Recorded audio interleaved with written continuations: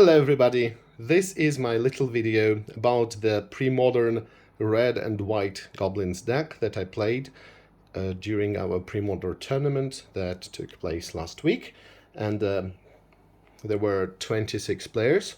It was a blast, it was a great event that I'm definitely going to attend in the future, and I'm just going to talk to you about Goblins. This is definitely not the first iteration of Goblins I have played. And my result was not stellar, but I did enjoy it, and I made some kinds of conclusions about what I should and should not play, and just in general talk to you about the event and the deck itself, of course. So first of all, let's start with the mana base. We've got 3, 4, 5, 6, 7, 8, 9, 10, 11 mountains. And all of them are foil.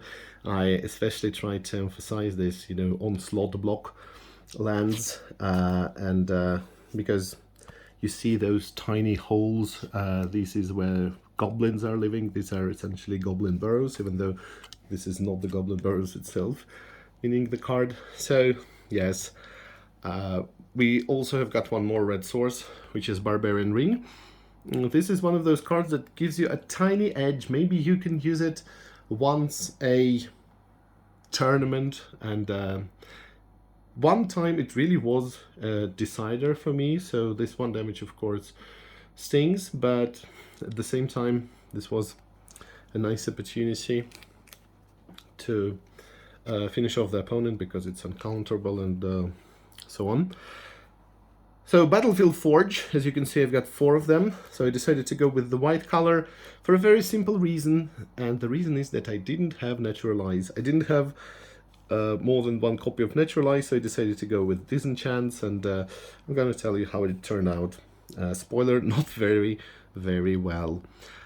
So I've got 3 Rishadan ports, because our mana denial plan is quite important here. Got 4 Wastelands. I try different combinations. The port is nice. Wasteland is not stellar in all of the situation, for a very simple reason that fetches are a thing. They are very popular, and sometimes it's very easy to see a deck without non-basic lands. So about Wasteland I'm not so sure. But at the same time, I don't know, to waste some space in your sideboard, it wouldn't be a good idea. City of Brass, I really, really like this art, even though, of course, we love the original as well. But the original, I would even say, does not convey this idea of multicolored, I don't know, palace that we have got. But on the other hand, it does convey this feeling of gloom, and you can read the story there, yes, the flavor of it. But I don't know, City of Brass doesn't look like it would deal you any damage, let me be honest here. Doesn't look like it would deal damage, but on the other hand, it's really cool. Yeah, the 7th edition, you either love it or hate it. Most people hated it, myself included, but now we know it's kind of special. They didn't leave the art from the 7th edition, and it was one of those experiments with the art direction that they took, and it's quite a special one. So Morg Fanatic only have got 1. Yeah, so I apologize in advance for not having all of the cards in the old border. Unfortunately, this is not something that's going to happen anytime soon. I will try to find replacement, but currently I have to live with that. So yes, Morg Fanatic's really nice. Maybe I should have gone for more than 1 copy, but I also decided to have Skirk Prospector, for the Sharpshooter combo, or just, to sacrifice the tokens from Siege Gang Commander. Yeah, so it's a nice card, but it doesn't really shine here because we don't have the bidding. So the card that is central to Goblins in Premodern, and not only Premodern of course, is Goblin Lackey. This is the card that is so important that very often people say that it defines the format, and the idea is that you must be able to do something on turn 1 with Goblin Lackey. You should be able to either put a blocker or bolt him or do something else, but make sure that you are able to resist Goblin Lackey that you are able to oppose him. And if you look at it, really most decks have this kind of things. So they have got Swords to Plowshares, they've got Bolt, they've got some small creatures. Festering Goblin is a card that is also very fearful here, because Festering Goblin, I actually think about it as a very important card, because even if you do kill Festering Goblin, let's say on turn 2 with Mock Fanatic, or maybe with the Incinerator, he will still kill the Lackey by this ability that he has. So yes, so of course, yes, I don't need to tell you how powerful it is. Really format defining card. You know, doesn't really matter what you drop using it. Of course, we prefer Ringleader or Siege Gang Commander, but you know, many other cards will also do. Pile Driver is also very important to the format. Pile Driver, as you understand, also defines it in some way. It defines the power of goblins. It has protection from blue, which is not very important, because you know, blue usually prefers to counter cards rather than target them, and there aren't many blue creatures that are powerful, even though yes, we do have Morphling, we've got some other stuff, but nevertheless you get the idea. This is just a bonus. The most important here is of course that it can be pumped and can be rather big, and the idea of goblins to attack every turn is very often close to the reality. You know, this is the extreme idea, but very often it works.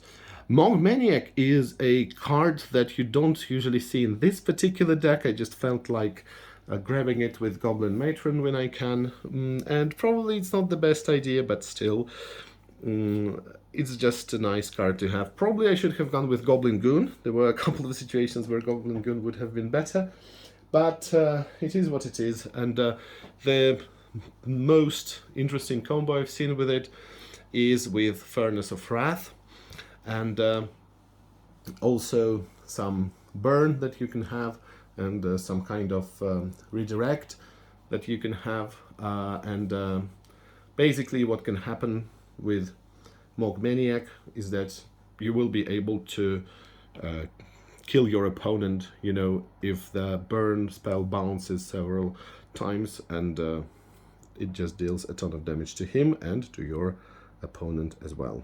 So that's how it works. The source of damage doesn't, by the way, have to be from your opponent's sources, so that's interesting. Nevertheless, yeah, I hope to make this card work in some other deck, perhaps. Goblin Legionnaire, it's one of my pet cards, so to say. I always loved it. I played it in my Boros deck, and you know, it's one of those cards that used to be much better, just like the Fanatic when we had damage on stack. We don't do that anymore, but still it's nice, so one of the reasons why I included white. And yes, I used him a couple of times. You know, having this shock on legs is nice. Next, we've got the Incinerator, one of my favorite tutor targets, to be honest with you. And, you know, it's very interesting that goblins have this great appeal, not just because they work very well with each other. Of course, you've got some goblins that will be more powerful depending on the attack. You have got some goblins that can cheat the others into play. You've got some goblins that will be able to make other goblins faster and cheaper. But the good thing about the goblins deck is that it usually allows you to do something that the red doesn't usually do, right? So the color red doesn't usually have tutors, and at least tutors with no downside, because there is literally no downside to the matron. You know, cycling with direct damage is nice. Well, essentially it's card draw, if you wish. But yes, that's really cool. So Matron, what I would usually fetch with Matron, as I've said, I very often would fetch that and kill my opponent's creatures, or sometimes if I needed the land, right, which is a bit slow, but still I would fetch the Incinerator and cycle him, sometimes even without activating the ability, just hoping to draw a land. Quite inefficient, but still it's interesting that this deck is able to do that. Next, we've got Sharpshooter. So Sharpshooter is a card that is very good in theory, but unfortunately I didn't get to use it very often. It's just a very small creature, and it requires your opponent to have some small creatures, and you can't always make it work. So unfortunately, I didn't really have any good opportunities to play him, so maybe I should have gone with something else. Again, maybe like some extra mock fanatics and putting the Sharpshooter into sideboard, not sure about it. Goblin King, however, Goblin King is super powerful. Not only does it give you Mountain Walk, but also gives your opponents Goblins Mountain Walk if they have some, not only in Goblins but in Burn. And of course in that event we had quite a lot of Goblins. I didn't face any, but I faced a Burn deck with Goblin Cadets, I think, yes. So yes, nevertheless, Goblin King does one very important thing. It makes other goblins bigger, much bigger, right? Twice as big for most of them. And this is often a deal breaker, because the 2/2 goblins will not be able to be killed by some burn for 2, and the 2/2 goblins will become 3/3 and so on, and it's just a very important card. So I decide to play 2 copies. Drowners Crusade might be a good option if you have got black, but this is just not something that I decided to do this time. So War Chief is another very important card for goblins, because you see, we've got this kind of a gap. We don't really have anything to do on the second turn, so we can drop Pile Driver. And here we've got the Legionnaire and the Maniac, but they don't really count because there are only 2 of them. So it's very good to have War Chief and, you know, make your goblins cheaper. So yes, there is a kind of a gap, and I'm thinking of filling this gap with Ancient Tomb, but at the same time this wouldn't help with War Chief. So, you know, probably next time I'm going to make an all-red deck, and, you know, there would be no sideboard, no hate, for example, but I think it would still be more efficient than what I've got here. But anyway, so yes, again, War Chief, first of all, has haste himself, right? Also, goblins are costing less to play and have haste, so this is just super powerful, super fast, very important card. Very often a target for your opponent's removal. Ringleader is really it's something that looks like a cheating card, really. It's just too good. It's just too good. So this is one of the reasons why I decide to keep non-creature cards, non-goblin cards, specifically to the minimum, right? So as soon as I play him, of course I will be able to draw some cards, and all the non-goblin cards will go to the bottom. That's why I'm very, very careful about putting any non-creature cards into my deck. So normally you would expect to get at least 2 cards, you know, statistically speaking, at least 2 goblins, but sometimes it can be even more, sometimes it can be less. But even if it is, then so be it, because you normally, as soon as you cast him, if you cast him really, you will be able to have you know, enough mana.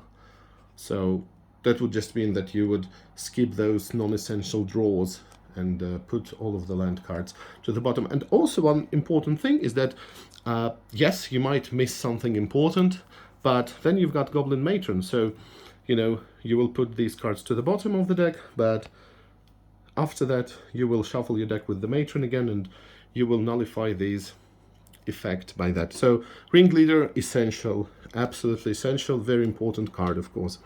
Siege Gang Commander, got 3 copies. Siege Gang Commander is too good.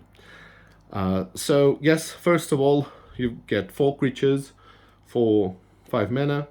Very often they can be pumped, of course. You've got this amazing ability, and let's not forget that he can also throw himself, right, like that, not only other goblins. And very often it just gives you the necessary reach. You will be able to kill some of your opponent's big creatures, you will be able to clean the table, you will be able to finish your opponents off. So this is just a very important card, very fast one, if you manage to get it into play using Lackey, for instance. Pyrokinesis, I absolutely love this card. Pyrokinesis is just so good. This is, of course, from the same cycle as Force of Will, which is not legal in Premodern, as you know. Some people don't really like that, but I personally don't oppose that. It's fine by me. So how does it work? Pyrotechnics with the alternative cost, right? That's all we can say. Also can be played as instant, which is better than pyrotechnics, of course. So many times you can use it and clean the table. And again, the only reason, as I've said, is the only reason why I'm playing only 2 copies is that I'm able to maximize the advantage that I have with the ringleader. So let's move to the sideboard. And again, this is basically a self-brewed deck. So the choices are not perfect. I literally had maybe just a couple of hours before the event to just brew it, and yeah, it's not perfect, but nevertheless. So I actually won 2 matches, lost 3, so I didn't get to the finals. Of course, I didn't get to top 8 out of 26 players, but yeah, I made some conclusions regarding that. So yes, Pyrokinesis, 1 more copy, really nice, disenchant. This is why we have white. A lot of enchantments to be afraid of, not only Circles of Protection, but also some other things. And sorry for the jump cut. Yes, so 3 copies of Disenchant. Another important thing, of course, is Opalescence in Replenish decks, and we've got quite a lot of powerful stuff that you would like to disenchant. And actually, I never used it, to be honest with you. The splash isn't working so well. I think I will go with a mono-red version with Ancient Tomb next time. And another idea to use white was to use Armageddon, and I just goldfished it a couple of times, and I saw, no, this is not really the deck where you want to cast Armageddon. So yeah, it was a silly idea probably. It was nice to have Circle of Protection red, which would be very nice in an almost mono-red deck, which is the case with this one, but I just didn't draw it, even though I played it against a burn deck. Probably should have mulliganed more aggressively. So yes, here comes the important question of London Mulligan. Should you mulligan aggressively to draw the hate? And I often bashed myself for not doing that, but now that I look at it, and I actually mulliganed quite a lot aggressively to get to some sideboard hate, and it wasn't worth it. Wasn't worth it, definitely. I would very often board in a lot of cards, and still wouldn't be able to get what I wanted. So really regret that. Might be one of the reasons why my performance was so poor. We've got Pyroblasts, only 2 copies, and we did have some blue decks. We had what did we have?